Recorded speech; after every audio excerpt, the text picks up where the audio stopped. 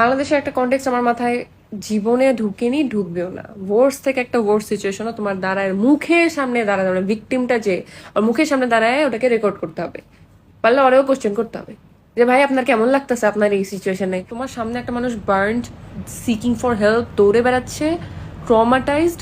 And এই যে recent একটা টপিক বলি, যে কিছুদিন আগে চাঁদা না দেওয়ার জন্য মানে একটা মানুষকে হচ্ছে সবাই মিলে মানে পিছিয়ে দেওয়ার ট্রাই করছিল নাকি। I don't want to talk about that. And around everyone was recording it. Just imagine এই জায়গাটা তুমি বা তোমার কেউ বুঝি না, এই দেশের জাস্ট মনে হয় এই দেশেরই মানুষ যে মানে সামনের মানুষ ওটা ওই জন্য সিরিয়াসলি নিচ্ছে না।